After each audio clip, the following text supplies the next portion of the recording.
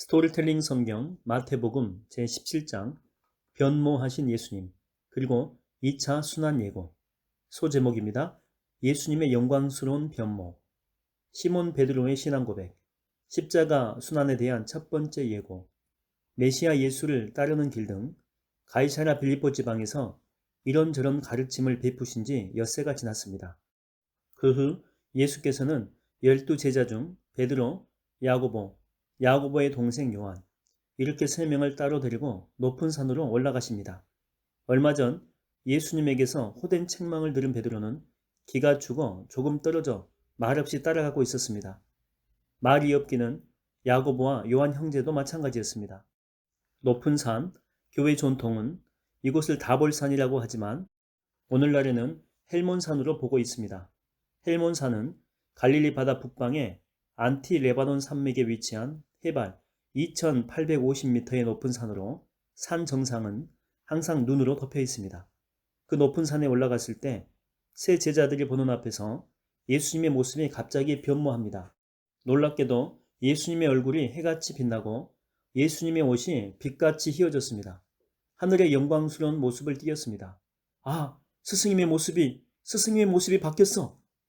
이처럼 예수님의 몸이 제자들 앞에서 변모된 것은 엿새 전에 예수님의 십자가 순환과 죽음을 전해들은 제자들이 심히 근심하고 있었기 때문입니다.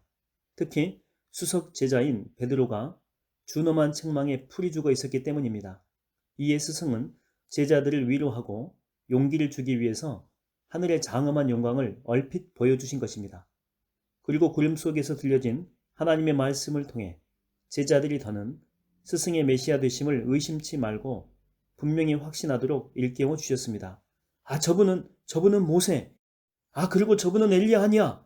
모세와 엘리야가 예수님과 함께 계신다. 영광스럽게 변모된 예수님. 그분의 좌우에 호련히 모세와 엘리야가 나타났습니다. 예수님은 그들과 자연스럽게 이야기를 나누고 있는 것입니다. 모세와 엘리야는 유대인들의 종교적 유산으로 모세는 율법을, 엘리야는 예언을 대표하는 인물입니다. 따라서 이들과 예수님의 만남은 구약의 율법과 예언이 예수님의 복음 안에서 마침내 완성된다는 사실을 보여주고 있습니다. 그런 광경을 보고 베드로가 감격에 벅차 크게 흥분된 어조로 말합니다. 주님, 여기 있으니 정말로 영광스럽고 좋습니다. 주님이 원하신다면 제가 이곳에 초막 세 채를 지어 하나는 주님께, 하나는 모세 지도자님께, 또 하나는 엘리야 선지자님께 드리겠습니다.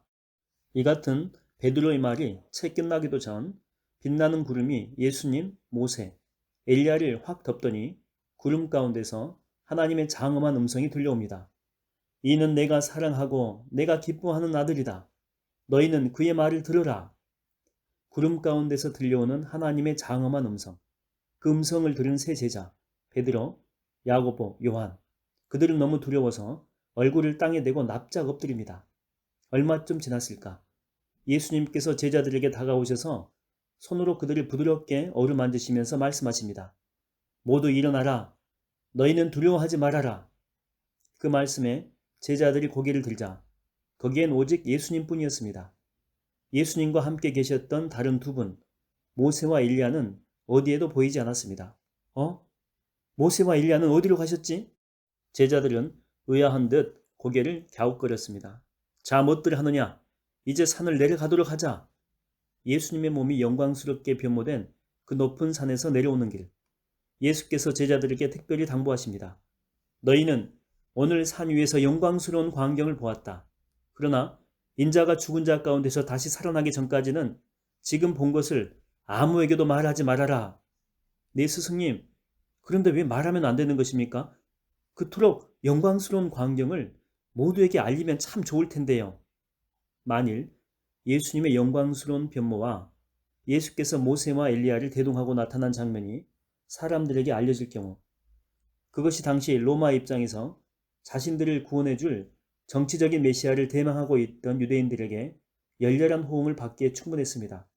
그렇게 되면 죄인의 구원이라는 예수님의 메시아 사명이 오해를 받고 큰 어려움에 봉착할 수 있었습니다.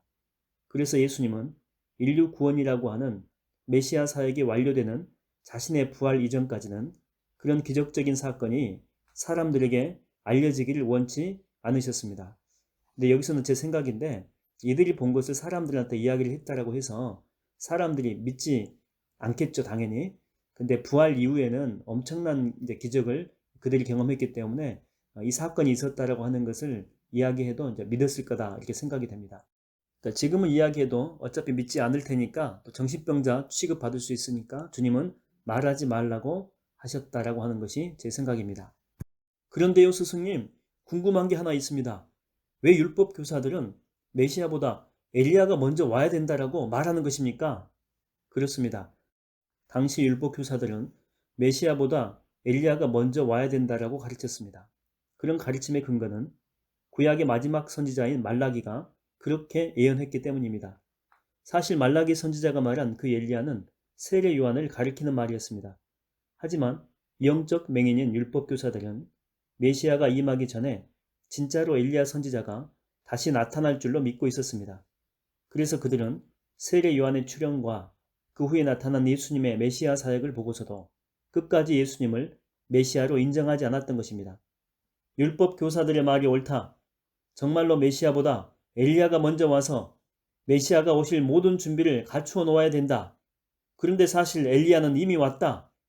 그러나 아무도 그를 알아보지 못하고 자기들 마음대로 다루었다. 마찬가지로 인자도 그들의 손에서 고난을 받게 될 것이다.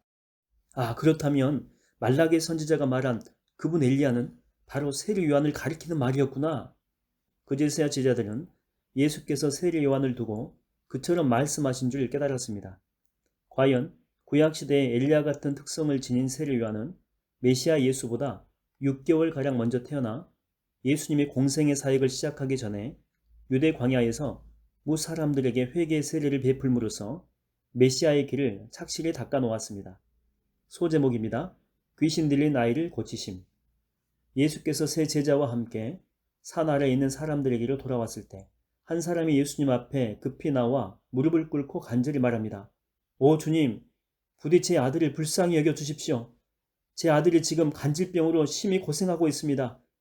그 아이는 가끔 불 속에 뛰어들기도 하고 물 속에 빠지기도 합니다. 그래서 제가 그 아이를 주님의 제자들에게 데려가 보았지만 그들은 고치지 못했습니다. 그러니 주님께서 직접 그 아이를 고쳐 주십시오. 제발, 제발 부탁드립니다. 간절한 호소였습니다. 그 말을 듣고 예수께서 답답하신 듯 말씀하십니다. 믿음 없고 이 완고한 세대여. 내가 언제까지 당신들과 함께 있으면서 이런 일을 다 참고 견뎌야 된단 말이오. 예수님의 이 말씀은 직접적으로는 그 병을 고치지 못한 제자들의 믿음 부족을 꾸짖는 말씀입니다. 동시에 예수님의 수많은 이적을 접하고서도 스스로 믿음을 갖지 못한 채 일일이 예수님만 바라보는 사람들, 곧 이래저래 믿음 없는 불신 세대를 향한 책망이기도 합니다. 그 아이를 내게 데려오시오. 불신 세대의 믿음 없음을 책망하셨지만 그래도 병든 자를 불쌍히 여기시는 예수님은 아이의 아버지에게 병든 아들을 데려오라고 말씀하셨습니다. 그 아버지는 얼른 달려가서 아들을 데려왔고 예수께서 그 아이를 보는 순간 그가 귀신에 사로잡혀 있는 상태란 걸 아셨습니다. 이 악하고 더러운 귀신아, 더는 아이를 괴롭히지 말고 그 아이에게서 속히 나오라. 예수께서 귀신을 꾸짖자 겁에 질린 귀신이 그 아이에게서 얼른 떠나갔습니다. 그 순간 그 아이는 한 차례 격한 몸부림을 치더니 이내 조용해지면서 정상적인 모습을 되찾게 됩니다. 아이가 말끔히 나은 것입니다. 이런 일이 있은 후 제자들이 예수께 따로 조용히 묻습니다. 스승님, 왜 저희는 귀신을 쫓아낼 수 없었던 걸까요? 그러자 예수께서는 아까 제자들을 꾸짖을 때와는 달리 부드러운 어조로 찬찬히 일러주십니다. 그건 너희 믿음이 작기 때문이다. 만일 너희에게 겨자씨 한 알만한 믿음이라도 있다면 저 산을 향해 옮겨져라 명령해도 그대로 될 것이다. 그런 믿음만 있다면 너희가 행하지 못할 일이 아무것도 없을 것이다. 믿음은 결코 추상적인 어휘가 아닙니다. 살아 움직이는 생명체입니다. 따라서 믿음은 마치 식물처럼 자라납니다. 예수님은 겨자씨 한 알만큼의 믿음만 있어도 사람이 상상할 수 없는 기적적인 일을 해낼 수 있다고 말씀하셨습니다. 성경에서 겨자씨는 아주 작은 것을 나타내는 상징적인 비유로 사용되었습니다. 실제로 겨자씨는 눈에 잘 보이지 않을 정도로 아주 작기 때문입니다. 하지만 그것은 성장력이 왕성한 식물로 1년에서 2년 내에 4에서 5m 정도나 될 정도로 크게 자라납니다. 따라서 겨자씨 한 알만큼의 참된 믿음만 있어도 그 무한한 가능성으로 인해 세상에서 해내지 못할 일이 가히 없다라고 하는 것입니다. 소제목입니다. 순환에 대한 두 번째 예고.